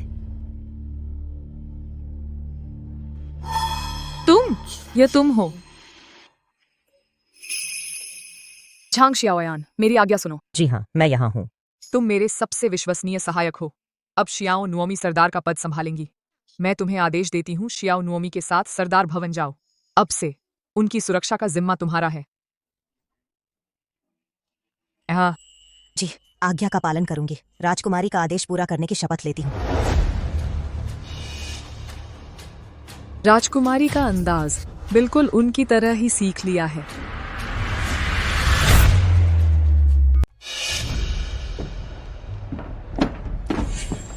पर दादी, मेरा परपोता साफ साफ देख रहा था। बिल्कुल यही दो लोग थे जो लगातार कह रहे थे कि मैं नकली हूं। तुम सब नीच कुत्तों की औलाद। तुम्हें महान नेता के पद की चर्चा करने का अधिकार किसने दिया? उसकी नजर कैसी इतनी मिलती जुलती है उस शख्स से? वह हो ही नहीं सकती। वह 60 साल पहले ही मर चुकी है। आज तो उसकी हड्डियां तक नहीं बची होंगी। राजकुमारी के अधिकार को चुनौती देने का साहस, तो इसकी कीमत चुकाओगे। अरे कोई है? इस नमकहराम गुलाम को खींचकर ले जाओ और मार डालो। राजकुमारी, हमसे गलती हो गई, कृपया हमें माफ कर दीजिए। कृपया हमें माफ कर दीजिए। शुनहर वैध और उचित है महान नेता का उत्तराधिकारी, और यह मामूली नौकर? क्या मेरे राजसी राजकुमारी रक्त से तुलना करने लायक है? झांग शियाओयान, सोचा नहीं था कि तू न सिर्फ मेरी राजकुमारी की पहचान चुरा रही है, बल्कि मेरे परपोते को भी बदल दिया और इस नाकाबिल को सिंहासन पर बैठा दिया। रुको।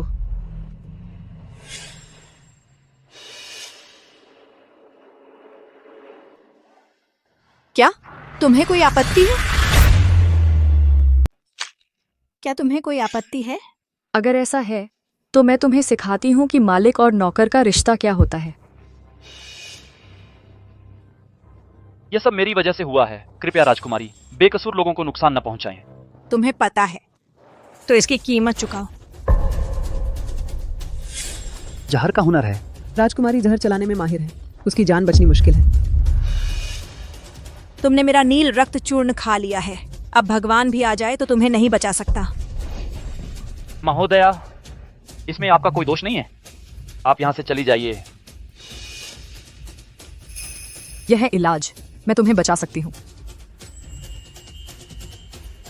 मेरी नाक के नीचे किसी को बचाने की हिम्मत? लगता है जीने का मन नहीं है।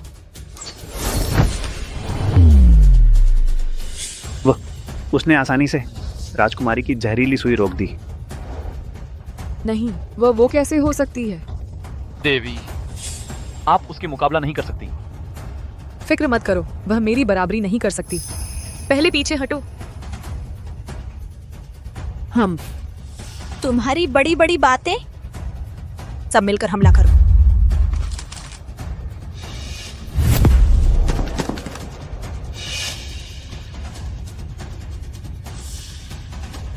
हम अब तुम्हारी बारी है।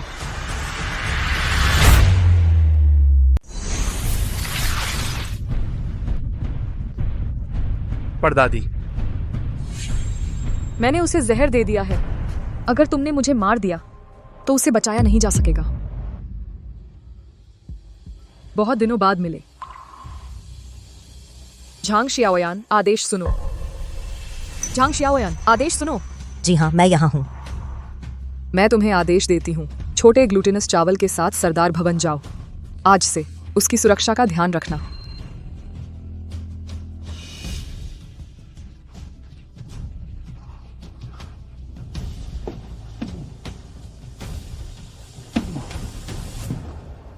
तुम मालिक,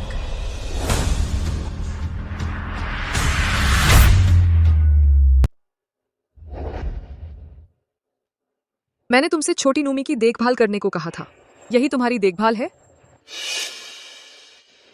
मैंने हमेशा उसकी अच्छी देखभाल की है। सच में? तुम राजकुमारी का पद चाहती हो। मैं इसकी अनदेखी कर सकती हूँ, लेकिन तुमने वर्मा वंश को जहर देने की इजाजत क्यों दी? मेरे परिवार के बच्चों को जहर देने के लिए। और तू, ये मूर्ख पड़पोता, तू महासरदार का पद संभालने लायक है? मैं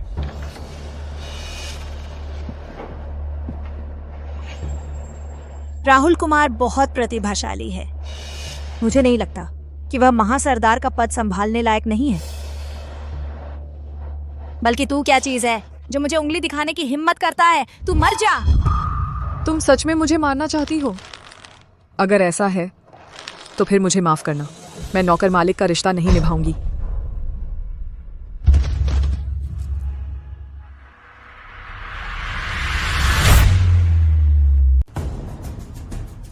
क्या तुम सब एक साथ मरना चाहते हो? कमीनी, तुम्हारी हिम्मत कैसे हुई मेरी परदादी को मारने की? दादाजी तुम्हें टुकड़े टुकड़े कर देंगे। लड़की, जब तक बड़ा सरदार नहीं आया है तुम जल्दी चले जाओ, नहीं तो वह तुम्हें कभी नहीं छोड़ेगा। वह मुझे नहीं छोड़ेगा। अगर यह बदमाश लड़का लापरवाह नहीं होता, मेरे लू परिवार की संतान कैसे बाहर इतने सालों तक कष्ट सहती? यह बकाया इस बदमाश लड़के से वसूल किया जाना चाहिए। अच्छी तरह से निपटाना। बड़ा सरदार आ गया है।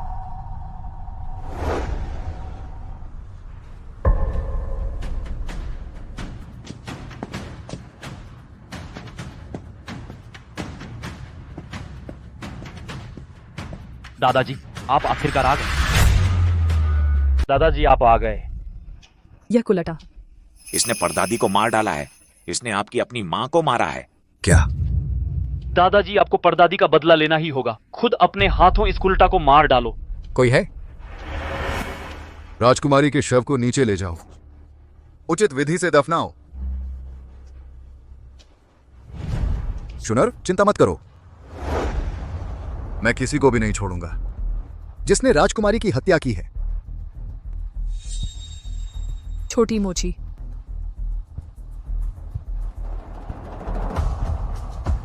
आज मैं यह मुखिया खून का बदला खून से लेकर रहूंगा। बेटी, सावधान। नालायक बेटा, मैंने 9 महीने तक तुम्हें पेट में रखा ताकि तुम बंदूक मेरे सिर पर तान सको।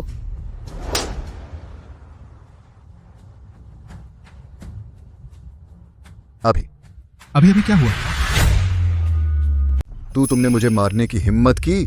श्याओ नुओमी, अच्छी तरह देखो मैं कौन हूँ। तुम हो। माँ, क्या हम हमेशा साथ रहेंगे? बिल्कुल, माँ को श्याओ नुओमी से सबसे ज्यादा प्यार है। तुमने मुझे क्या कहा? श्याओ नुओमी। अब तो यह भी कि मैं कौन हूं पहचान नहीं पा रहे। तुमने बाहर के किसी को मेरी राजकुमारी की पहचान चुराने दी, कोई बात नहीं, लेकिन तुम्हारे परपोते को बदल दिया गया, तुम्हें पता भी नहीं चला। मेरे परपोते को बाहर कष्ट उठाने दिया और इस मूर्ख को महान नेता का उत्तराधिकारी बना दिया। उसने महान नेता से इस तरह बात करने की हिम्मत की? क्या उसकी जान की कीमत नहीं है? रुको जरा, महान नेता उसे बख्शेंगे नहीं। मां, यह कैसे संभव है? दादाजी, दादाजी, आप क्या कह रहे हैं? तू चुप रह और तुम सब मेरी नजरों से दूर हो जाओ। मुझे मेरी मां से मिलने में देरी मत करो। यह सब क्या हो रहा है? मां, सब मेरी गलती है। मैं मां को बहुत याद करता हूं, लेकिन हर बार ऐसा होता है। तो हकीकत मुझे याद दिलाती है कि मां अब इस दुनिया में नहीं रही। मैं खुद से नफरत करता हूं कि मैंने महान नेता बनने के लिए मां को छोड़ दिया, और इस बात से भी नाराज हूं कि मैं मां की सेवा नहीं कर पाया। मां, वह मेरी मां तो नहीं है, लेकिन वह मां की वफादार सेवक थी। मेरे मन में मैंने उसे राजकुमारी का दर्जा दे दिया है, ताकि इस तरह मां हमेशा इस दुनिया में रहें। राजकुमारी के मामले की मैं और पूछताछ नहीं करना चाहती, लेकिन क्या तुम्हें पता है कि तुम्हारा असली पोता आर्यन सिंह बहुत पहले बदल दिया गया था? महान नेता का असली उत्तराधिकारी आर्यन सिंह है। यह मूर्ख नहीं, महान नेता का उत्तराधिकारी आर्यन सिंह ही होना चाहिए। तू कौन सा कुत्ता है जो महान नेता के मामलों पर टिप्पणी करने की हिम्मत करता है? आर्यन सिंह तो सिर्फ एक आया का बेटा है, एक गुलाम है। अब तुम्हें पता है कि क्या करना है ना? दादाजी, मैं तुम्हारा दादा नहीं हूं। तुम यहां से चले जाओ। दादाजी,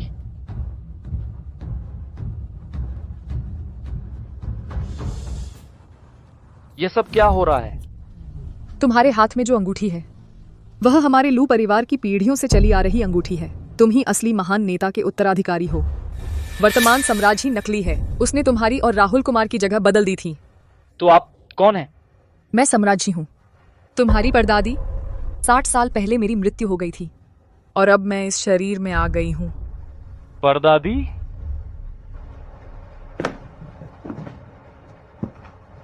पोते, दादा ने तुम्हारे साथ बहुत अन्याय किया।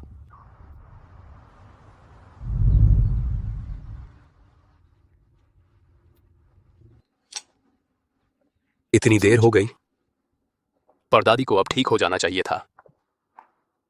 साम्राज्य की हत्या और महान नेता को थप्पड़ मारा। यह लड़की तो मरने वाली है। महान नेता बहुत निर्णायक और कठोर हैं। इस बार वे उसे बिल्कुल नहीं छोड़ेंगे। अरे, क्या तुम लोग उस लड़की के बारे में बात कर रहे हो जिसका रुख ठंडा और शांत है और जिसने बादल रेशम का कपड़ा पहना हुआ है? बस हो गया, बस हो गया, बस हो गया। परदादी खतरे में है? नहीं। क्या हुआ अगर वह महान नेता हैं? मैं उनसे भिड़ जाता हूं। परदादी, डरो मत, मैं तुम्हें बचाने आ रहा हूं। अरे मां, अच्छा लग रहा है? मेरी परदादी को छोड़ दो।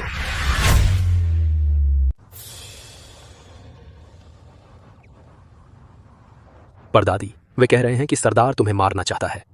सरदार कहां है?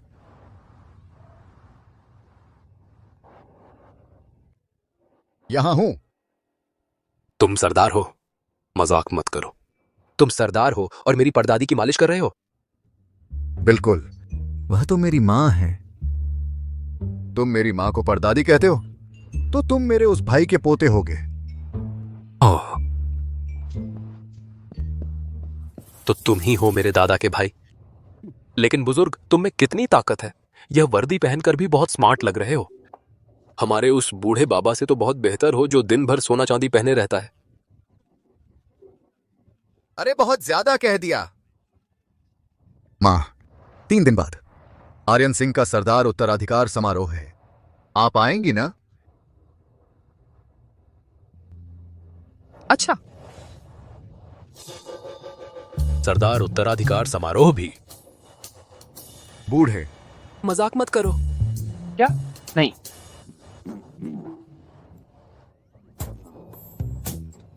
यह तो सरदार का बिल्ला है। परदादी, वह आखिर है कौन? सरदार। वह सरदार है? तो परदादी तो राजकुमारी है।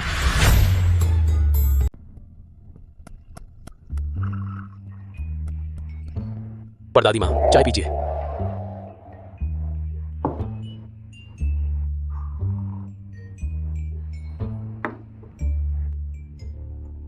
मैं मौका देखकर तांग्युआन को अपनी असली पहचान बताऊंगी, लेकिन उससे पहले उसे किसी भी हाल में पता नहीं चलना चाहिए कि मैं दिजी हूं। परदादी माँ, आप बिल्कुल चिंता न करें। आज से तो मैं बस एक आज्ञाकारी गूंगा बनकर रहूंगा। देखो तो मैं किसे लेकर आया हूं।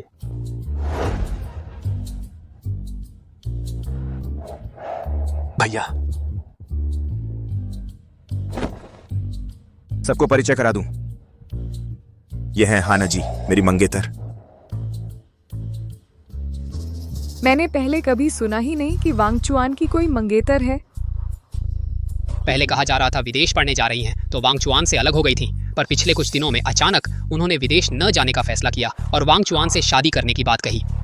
1 महीने पहले वांगचुआन के दोनों पैर खराब हो गए थे।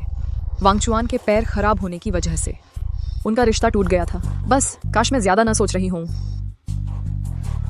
लू दादा, आप तो वैसे ही दिखते हैं जैसा कि अफवाहों में सुना था। बहुत दयालु और स्नेही लगते हैं। और चिए साहब भी बहुत सुंदर और प्रतिभाशाली हैं।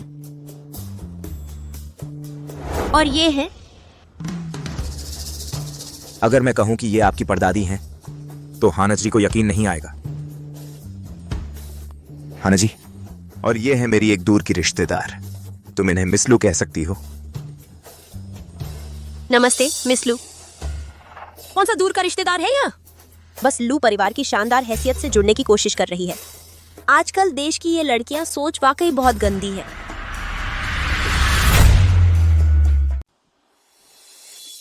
दादाजी, यह टाई मैं विदेश से लाई हूँ। मुझे लगता है यह आपके बिल्कुल अनुरूप है, सुसंस्कृत व्यक्तित्व के। आशा है आपको पसंद आएगी। अच्छा, शुक्रिया शुक्रिया। और हाँ चिए भैया, ये तोहफा आपके लिए है। मेरे लिए भी है। हाँ, शुक्रिया। हाँ जी जी।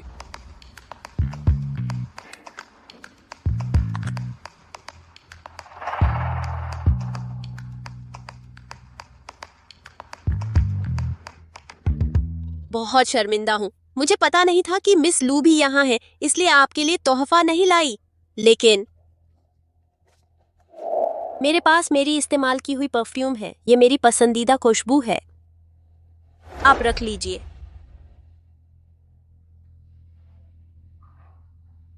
इतनी शानदार परफ्यूम से आपकी नजर भी तो खुल जाएगी। यह घमंडी लड़की अगर जान ले कि उसकी परदादी राजकुमारी थी, तो शायद दीवार से सिर फोड़ ले।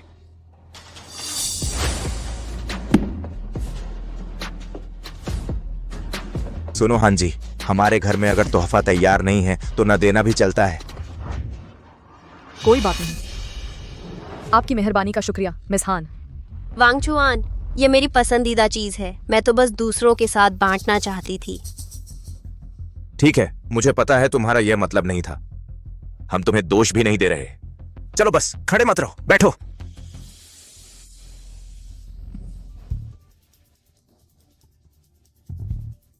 मिस लू, मैं अभी विदेश से लौटी हूँ। वहाँ के रीति रिवाज यहाँ से अलग हैं। मेरा कोई बुरा मतलब नहीं था, आप गलत मत समझिए।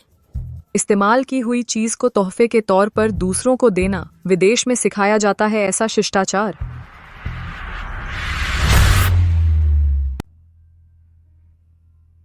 वांगचुआन, मुझे नहीं लगा था कि मेरी अनजानी गलती मिस लू को इतना नाराज कर देगी। क्या मैं उनके लिए एक नई परफ्यूम की बोतल खरीद दूं, ताकि शायद वो मुझे माफ कर दें? ठीक है, तुम्हें कोई दोष नहीं दे रहा। मैं यहां हूं ना, चिंता मत करो। बस एक रिश्तेदार है, एक बाहरी व्यक्ति है। इसके लिए गुस्सा करने लायक नहीं। मैं तो लू परिवार की पोती वधू हूँ। देखो, ये मिठाई अभी अभी आई है, बहुत स्वादिष्ट है, आप चखिए। हाँ, बहुत टेस्टी है। लू परिवार उसके साथ इतना अच्छा क्यों है? क्या ये लू परिवार ने वांगचुआन के लिए नई पत्नी तलाशी है? कैसी है? अच्छी लगी ना? मैंने कहा था ना, मुझे बचपन में ये बहुत पसंद थी। मैं ऐसा होने नहीं दूंगी। माँ जानती हैं, ये कड़ा हमारे लू परिवार की कुलदाई संपत्ति है। ये तो आपको ही पोती वधू हाने जी को देना चाहिए।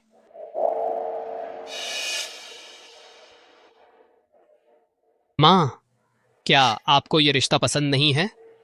अगर आपको पसंद नहीं है तो मैं वांगचुआन को कहता हूँ ये रिश्ता तुरंत तोड़ दे। हम बड़े लोग दखल नहीं दे सकते अपनी नई पीढ़ी की जिंदगी में। वांग चुआन को पसंद है, यही सबसे ज्यादा जरूरी है। मेरा बैग कहीं ड्राइंग रूम में तो नहीं रह गया? माँ ने सही कहा।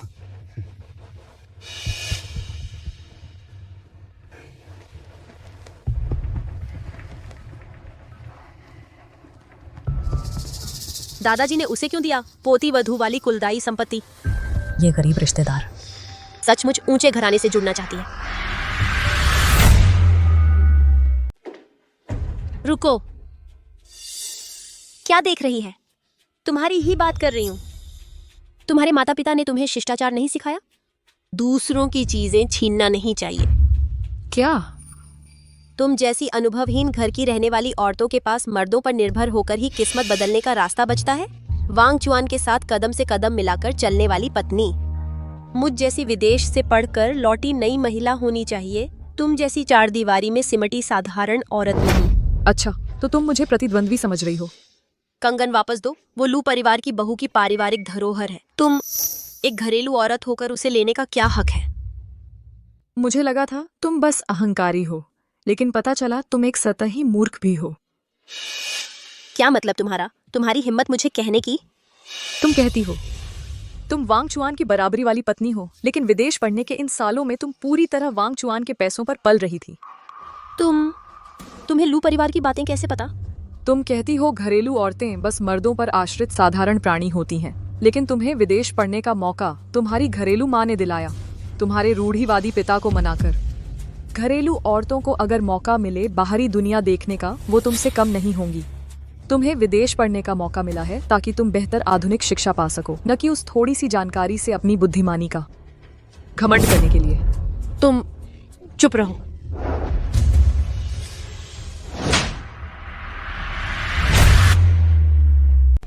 कितना शोर मचा रहे हो? क्या कर रहे हो?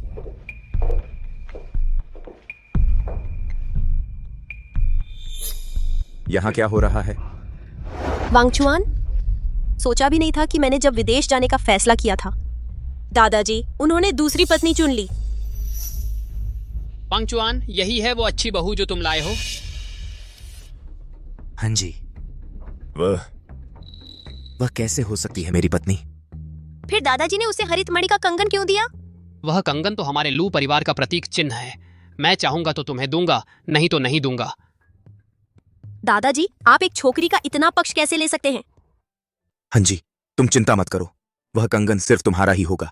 मैं लू वांगचुआन की पत्नी भी सिर्फ तुम ही होगी। वांगचुआन, कुछ दिनों से मेरे सीने में दर्द रहता है। शायद आग में जलने की पुरानी बीमारी फिर से हो गई है। तुम फिक्र मत करो, मैं जल्द से जल्द अस्थि औषधि ढूंढ लूंगा तुम्हारा इलाज कराने के लिए। पुरानी बीमारी? उसका चेहरा पीला पड़ा है, आग में जलने जैसा नहीं लगता, बल्कि शरीर के अंदर की कोई बीमारी लगती है। वह झूठ क्यों बोल रही है? वांगचुआन, मेरे साथ आओ, जरा बात करते हैं। वांगचुआन, मैं ठीक महसूस नहीं कर रही, क्या तुम मेरे साथ रहोगे? चलो, इतना समय क्यों लगा रहे हो? वांगचुआन तुम्हारी कैसे सुन सकता है और मुझे छोड़कर तुम्हारे साथ चला जाए? हाँ जी, तुम पहले अपने कमरे में आराम करो, मैं जल्द ही तुम्हारे पास आता हूं।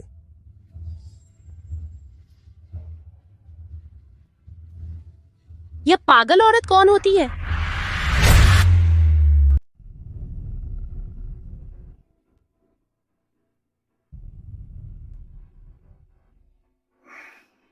वांगचुआन, वो लड़की तुम्हारी परदादी का अपमान करती है। तू ठीक से माफी मांग ले और जल्दी से वो शादी तोड़ दे।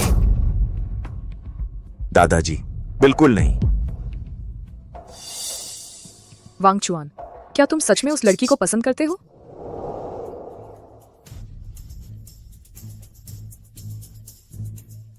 युवराज लू। युवराज, संभल जाइए, हम अभी बाहर निकलते हैं।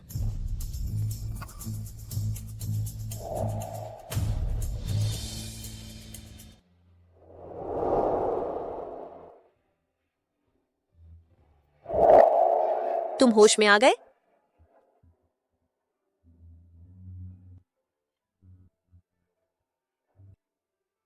क्या आपने मुझे बचाया?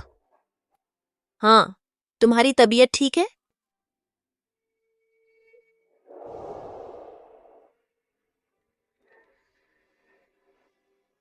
मैं सच में हान जी को पसंद करता हूं। बेशर्म।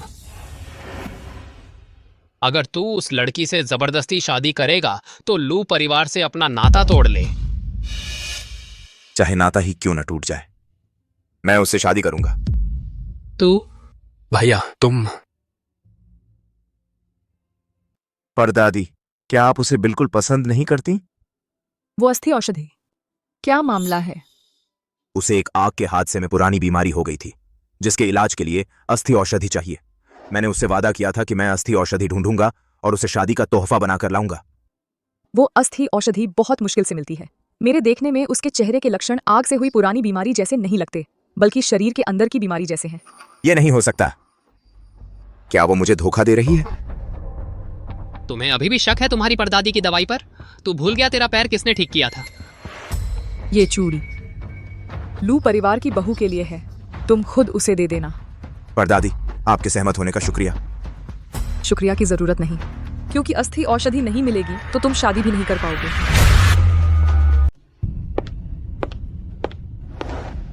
राहुल भैया, तुम यहाँ कैसे आ गए? तुमने मुझसे जो वादा किया था वह कैसा चल रहा है? मैंने लू परिवार से कह दिया है। मैंने कहा मेरी शादी के लिए दहेज में अस्थि औषधि जरूर होनी चाहिए। जब अस्थि औषधि मिल जाएगी तो मैं उसे राहुल भैया को दे दूंगी और फिर ठीक कर दूंगी राहुल भैया के पैर। तो राहुल भैया को भी याद रखना होगा, मैंने जो कहा था कि मुझे तुम्हारी रखैल बनाना है। अभी तो मैं लंगड़ा हूँ, बेहतर होगा जब तक महानायक ने घोषणा नहीं की कि उत्तराधिकारी कौन है, इस या लड़की का फायदा उठा लिया जाए। पहले मेरे पैर ठीक हो जाएं। ठीक है। काम पूरा होने के बाद तुम मेरी रखैल बन जाओगी। वह तो महानायक का उत्तराधिकारी है, उसकी रखैल बनकर मेरी किस्मत ही बदल जाएगी। राहुल भैया, यह तो लू परिवार का घर है, अगर किसी ने देख लिया तो क्या होगा? तभी तो मजा आता है।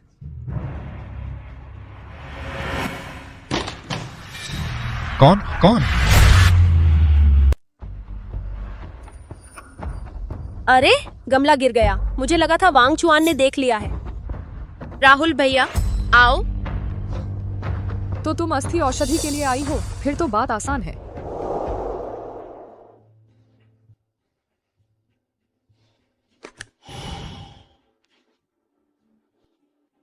माँ, चूंकि तुमने पता लगा लिया कि वह लड़की धोखेबाज है, फिर तुमने यह अस्थि औषधि वांग चुआन को क्यों दी? उसे दहेज के तौर पर इस्तेमाल करने दिया।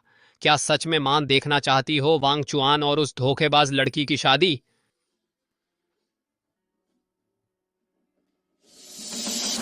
किसने कहा कि मैंने अस्थि औषधि दहेज में दी है ताकि वांग चुआन उस लड़की से शादी कर ले?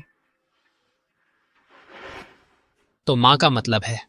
बस इंतजार करो, वांग चुआन उससे शादी नहीं करेगा।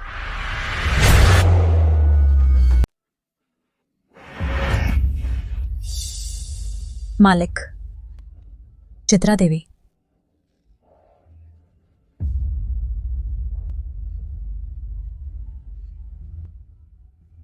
माफ कीजिए मालिक, चित्रा ने आपको परेशान करने का इरादा नहीं किया था। तुम्हें इतनी गंभीर जलन की बीमारी कैसे हुई? चित्रा ने एक बार बड़ी आग में एक व्यक्ति को बचाया था, उसके बाद से ही यह जलन की बीमारी रह गई है। वह वांग चुआन लड़का है ना? मैं और लू यंग मास्टर बिल्कुल अलग दुनिया के हैं। कृपया मालिक, लू यंग मास्टर को यह बात न बताएं। क्या ऐसा है कि लियू हंझी ने झूठा दावा किया है? इस जान बचाने के एहसान का? उसे क्यों नहीं बताया? इतने बड़े जान बचाने के एहसान के बदले उस निकम्मे लड़के को शादी करके जीवन भर का एहसान चुकाना चाहिए। अब लू यंग मास्टर के पैर ठीक हो गए हैं और उन्हें अच्छा जीवन साथी भी मिल गया है। चित्रा उनके लिए खुश है। चित्रा आज मालिक के पास आई है सिर्फ अपनी आज़ादी खरीदने के लिए, ताकि सिंह भवन से हमेशा के लिए जा सकूं। तुम सिंह भवन छोड़ना चाहती हो?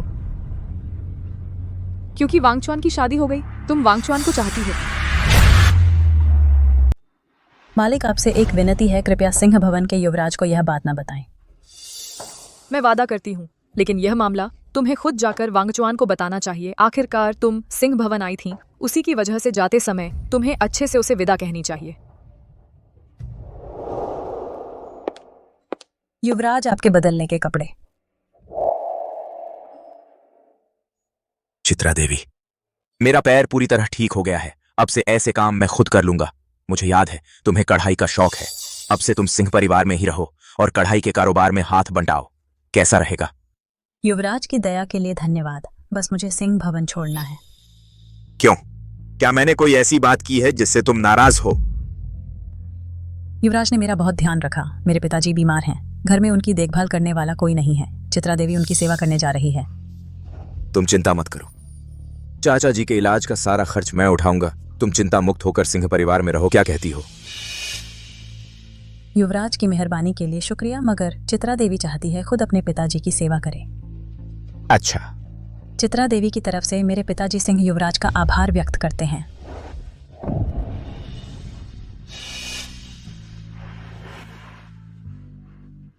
सिंह युवराज अलविदा, आपका हमेशा भला हो।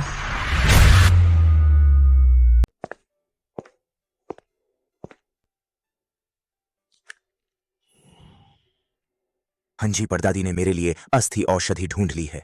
यह वही है जो मैंने तुम्हारे लिए तोहफे में देने का वादा किया था। अब ले लो। इस अस्थि औषधि से मैं राहुल कुमार की रखेल बन सकूंगी। राहुल कुमार सरदार हैं, उनकी परदादी महारानी थीं। माफ करना, मैं तुमसे शादी नहीं कर सकती। मैं विदेश से पढ़कर आई हूँ। मैं कैसे शादी करूंगी तुम्हारे जैसे एक साधारण व्यापारी परिवार से? सिर्फ सरदार जैसे ताकतवर परिवार ही मेरे लायक हैं। तो यही बात थी, तुमने मुझसे शादी सिर्फ इसलिए की ताकि यह अस्थि औषधि मिल जाए। शुरू में मैंने ही तुम्हारी जान बचाई थी। जान बचाने का एहसान क्या एक अस्थि औषधि से कम है? कितनी मजाकिया बात है। आज सरदार के उत्तराधिकारी का समारोह है। इस अस्थि औषधि से राहुल कुमार जरूर दावत में मुझे अपनी रखेल घोषित करेंगे। यह जानकर कि मुझे उससे शादी नहीं करनी, मेरा दिल ऐसा लग रहा है जैसे बोझ उतर गया हो। अरे, तुम्हारी आंखें अंधी हो गई हैं क्या? राहुल कुमार सरदार के उत्तराधिकारी हैं। तुम्हारी हिम्मत कैसे हुई रोकने की? सरदार के उत्तराधिकारी आर्यन सिंह साहब हैं। राहुल कुमार एक नकली है। फट से हट जाओ। राहुल कुमार नकली है? यह कैसे हो सकता है? राहुल साहब जी, यह लू परिवार तो एक व्यापारी परिवार है। उन्हें क्या हक है सरदार उत्तराधिकार समारोह में आने का? जल्दी से उन्हें भगाओ। महारानी का स्वागत है। वह महारानी है? वह राजकुमारी है? परदादी, वह सच में राजकुमारी थी। वह सच में राजकुमारी है तो अमित, वह राजकुमारी का वंशज है क्या? मुखिया के परिवार का सदस्य? अमित, क्या तुम्हें याद है हमारी सगाई के बारे में? मैंने तो तुम्हारी जान बचाई थी। बस करो। परदादी ने मुझे सब कुछ बता दिया है। उस समय मुझे बचाने वाली चित्रा देवी थी। मेरा और तुम्हारा कोई लेन देन नहीं है। चाहे मैं तुम्हारी जान बचाने वाली न भी रही हूँ तो क्या हुआ? मैं विदेश से पढ़कर आई हूँ, एक धनी परिवार की बेटी हूँ। सिर्फ मैं ही तुम्हारी पत्नी बनने लायक हूँ। परदादी, चलो चलें। मुझे अंदर आने दो। मैं वांग चुआन की मंगेतर हूँ। यह सब कुछ तो मेरा ही था, मेरा।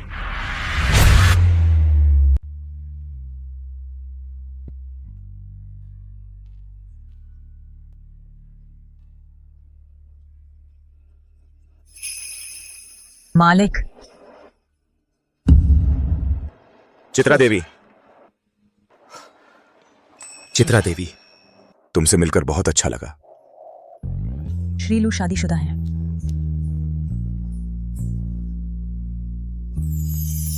मैंने उनसे सगाई तोड़ दी है। मेरी परदादी ने मुझे सब कुछ बता दिया। मतलब उस वक्त मुझे बचाने वाली तुम थी, मेरा साथ देने वाली वो भी तुम ही थी। श्रीलू, अच्छा हुआ कि मुझे देर से पता चला। अभी भी सब कुछ ठीक हो सकता है।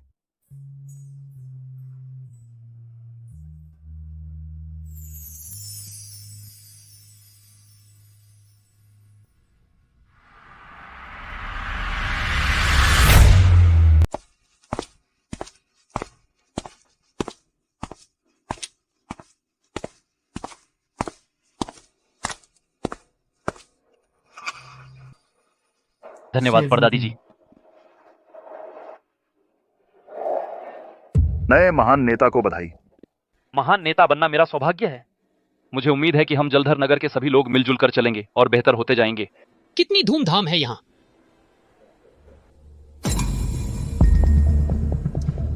माँ, तुम कहो कि तुम राजकुमारी हो, यह बात तुम मुझसे और कब तक छुपाती रहोगी? तांग्युआन, इस बारे में माँ ने तुमसे जानबूझकर नहीं छुपाया। तांग्युआन, तुम मुझे माफ कैसे करोगे? तुम कहो मेरे और मेरे भाई में तुम्हें कौन ज्यादा पसंद है? मैं भी जानना चाहता हूँ। मेरे और मेरे छोटे भाई में माँ तुम्हें कौन ज्यादा पसंद है? हाँ ना, बताओ ना।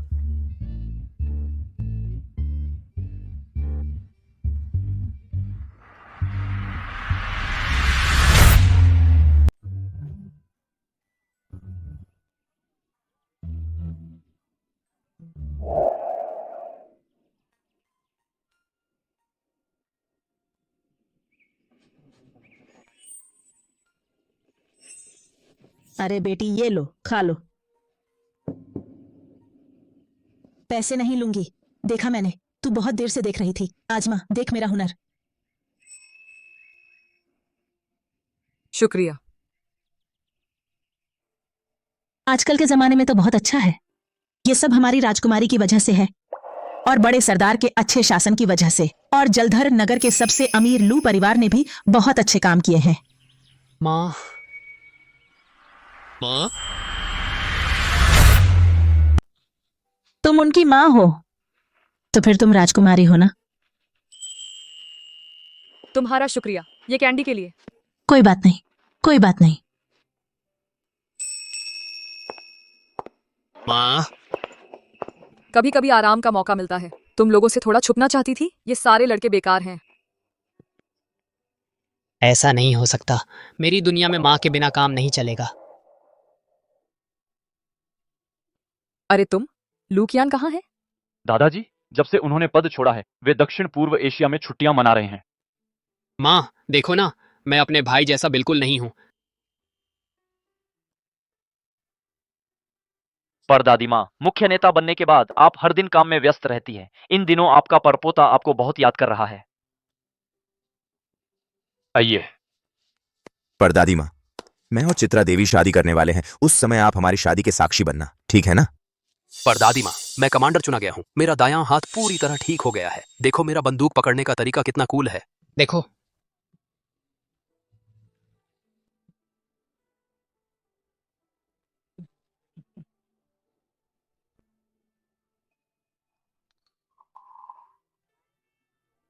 ठीक है, ठीक है। शाम होने वाली है, चलो अब घर चलते हैं। ठीक है, ठीक है, बढ़िया। चलो चलते हैं। चलिए चलते हैं परदादी माँ।